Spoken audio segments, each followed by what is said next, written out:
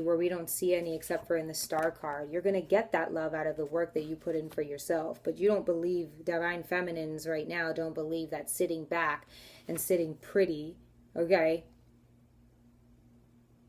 is going to get you anywhere. All right. So let's get one more. Okay, this card wants to come out for the Ten of Swords. Okay, more air energy. So the Ace of Swords. This could mean a lot. This could mean that you just doubled up your karma, okay? But I do believe that, you know, adding another sword to the problem, adding another omen, you know, more karma. But this talks about newfound clarity, mental health coming into from your spirit guides, okay? Spirit guides are never going to forsake you. They see that you're hurt. They see that you've just committed some sort of crime to yourself. They see that, you know, right now you don't see what you've done to yourself, okay? It's almost like you need some sort of rescuing. So I think you're going to come up on a new found mental clarity and peace and communication. But this is all for yourself. This is an ace. It's up to you to let this in, first of all. It's up to you to even see this open for you, and then to take it, and then to see what you're going to do with it. You know what I'm saying? An ace is divinely guided, is divinely guided. So I want to say that, you know, you are a little mentally ill, I think. You know, I think it could also talk about how people around you think that you're just A-okay. Divine feminines, if you have an air sign in your life, like a friend or something like that, they see that you're not well. Queen of Wands at the top of the deck, they see that you're in this energy. Aries, Leo, Sagittarius, they see that you're in an energy of where you're a cool person, you're a social butterfly, you're someone that a lot of people want to talk to. I'm noticing a lot of these kings and queens though, you know, so it's telling me that divine feminines, you are sitting on top of a throne, but how are you ruling the people? How are you ruling the masses? You know what I'm saying? What era are we living in? And was it the era of like the plague? Any plague, I don't want anything to do with it. You know what I'm saying? Like, what? You're sitting on thrones throughout this whole reading. And that scares me because the divine is trying to give you a new mental peace. And if you use it to add to your drought. You use it to add to your darkness. It seems that you want more and more attention, more and more power. You just want to make sure that you're constantly moving. This divine feminine wants to make sure she's constantly moving. But within all of the movement results in non-movement. So, and then, you know, here also with that energy, the dark and the black cat. You don't have to be into the arts. No one has to be doing arts to you, but this is definitely your energy here. And I feel like while you're ruling, no one is going to tell you shit. Because this person doesn't just show people their acts of malintent. They make it's like a bitch stare. But they also, it's, you know, she talks about the Queen of Wands here. Talks about how don't mess with me though. Okay, I'm a social butterfly, but don't mess with me. That's what this card says. And it just I worry because the divine feminines, again, you're sitting on a throne throughout. I feel like this divine feminine has fixated on the fact that she's entitled to something, entitled to her throne, entitled. Because this divine feminine very well knows that she's of power and surge. Okay? But I don't believe she believes that she can actually make her dreams come true. If you're sitting on a throne, you rule people. You tell people what to do. People respect you. People bow at your feet. People want everything that you have. People don't tell you what to do, and if they did, they couldn't try. Because you are that bitch. You know what I'm saying? You get gifts, you understand, and I think you get mental clarity because there's a lot of people you're talking to. Okay, you put yourself in situations where you're going to be able to gain more and more. You want to feel something. The divine feminine is in a place where she wants to feel. She wants to feel. But you can't, this is knowledge. And I think she's using the wrong the wrong areas because she doesn't know how to feel else, how any other way, excuse me. Because she can't feel. I believe the divine feminine right now in her current energy is trying to feel. Wants more and more power. I think that is ultimately it. Of course, I skipped through a lot, but that's ultimately. Let's go into the karmic partner. I think she's trying to feel. Is that all? I mean, there's a lot I want to say. But there's an authority issue here. It's like, I don't even believe that you wanting power sitting on a throne is what you want. I believe the divine feminine wants the spotlight. I think she just wants to feel like she's loved and wanted again. Okay? Do we want that? Six of Cups? Oops. No, we don't. But she's very much in denial. Divine feminine doesn't want to put in the necessary work. But I think the divine feminine is very aware of the work that's needing to be done. She just doesn't want to do it. Okay. The karmic partner here starts off with the Five of Pentacles being left out in the cold. Okay, with the divine masculine or with her partner. The karmic partner is in a relationship with a Taurus, Virgo, Capricorn. And it doesn't matter what they go through. That is supposed to make couples stronger. You know, people love that they go through bullshit and the happiness because they can say we have history. But it seems like when they're going through it, it's like more brutal and clear as day than ever that it's not supposed to be. I mean, all the money that they have, it's not the 10 of Pentacles, but it signifies a good amount. It's five Pentacles. You know what I'm saying? Still wouldn't help their wounds. Still wouldn't help, you know, get her on some real crutches. That shit's made out of wood. You know, get her some real shoes. Get them out of the cold. Go home. You know, it's so worthless. It's so hopeless that this church here with the lights on, they don't even see going there to get some help. Do you understand? It's like the money that kept them together still can't keep them together. I don't see them holding hands. They couldn't if they wanted to. Someone here is legally like literally can't even hold hands with them.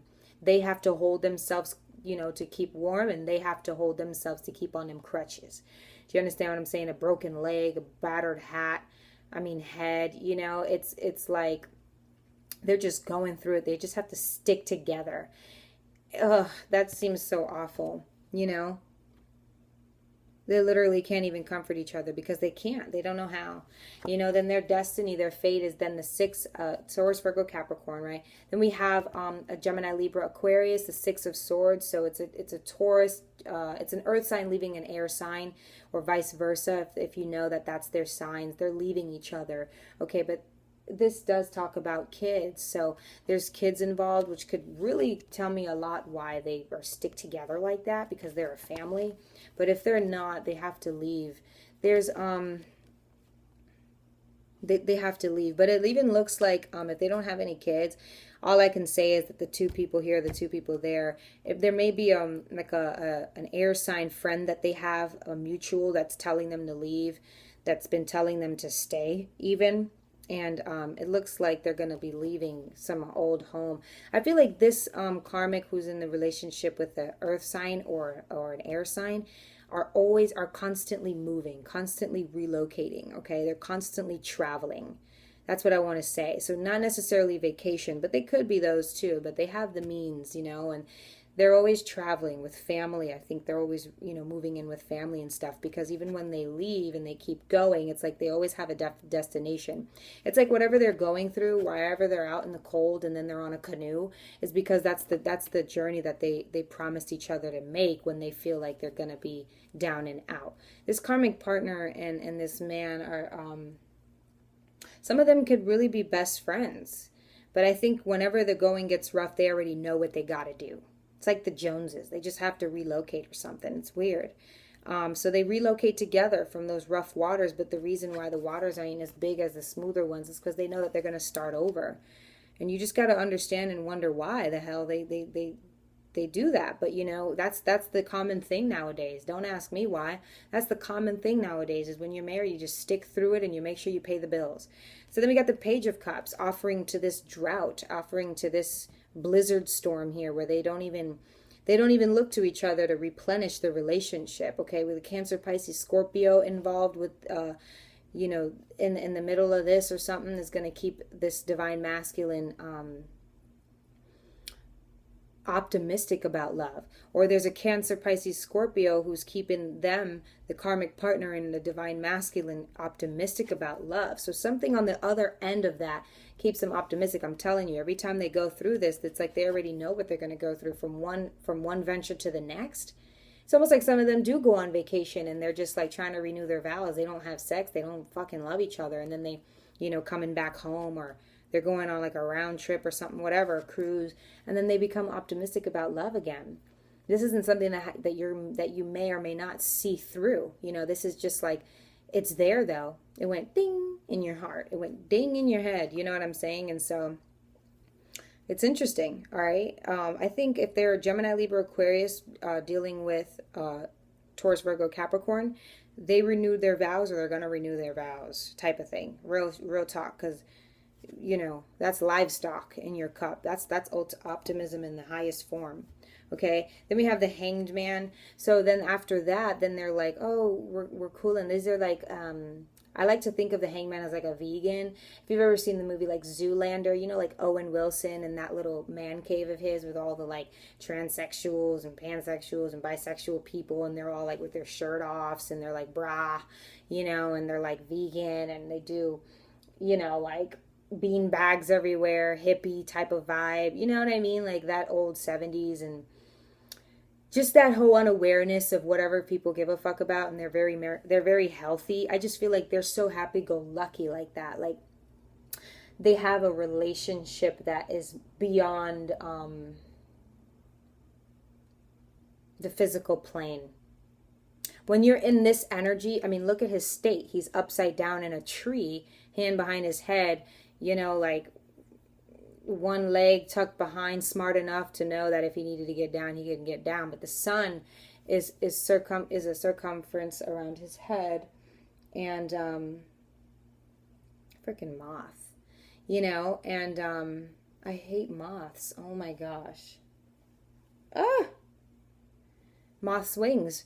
There you go. That looks like that. But anyway, though, and you know, like with positive and intuitive messages flowing in, these people go these lengths to become vegan so they can feel their body change and do, you know, ultimate things and real cool things. And they don't care about what people think about them, how they dress, how they talk. They're like, yeah, bro, world peace. You know what I'm saying? I mean, imagine, like, these people just put out their mats out in the park and they just namaste for 3 hours or something. Just because they're so happy-go-lucky and they want to, like, bring in the messages is what the Hangman is talking about. Wanting and willing messages. They're just, you know that they're coming through, and sometimes you just take an hour out your day to meditate so that they can flow through. It's like a spirituality thing. All right, and somewhere after this, the karmic and they go through, I don't know the hell. I don't even think this has to do with the divine feminine or a third party. This is literally what they go through. It's almost like if they sold their soul to the devil, they know that every like September 11th, this shit's going to happen, and then they're going to come right back out, hope for this. And then once that happens, it's so weird. But I want to go ahead and clarify all of the cards out here. 5 of Pentacles for the karmic partner. 5 of Pentacles for the karmic partner. So we got 3 in reverse. My deck is upright. So the Temperance, the 8 of Pentacles, and the 4 of Swords. In reverse, clarifying the 5 of Pentacles, them being out in the cold. And they're out in the cold together. I believe this is the blizzard, the storm they go through together. And it's not amount of money that can fix this. So what do they do in the midst of this to end up in the Hanged Man's position, all happy-go-lucky, like in a daze? You know, what do they do? Okay? It doesn't seem that they offer money. Because remember, they're in the 5 of Pentacles energy. They got to save up for wherever the hell they're going. So I guess the first card here, because it's in reverse, is the Temperance card. All right? So that's no guidance, no patience, no temperance, no work, no hippie vibes. You know what I mean? They kind of feel me the same. They kind of feel the same way because of the way that they have to go out and dress and be humble. It's like, who gives a damn? You know what I mean?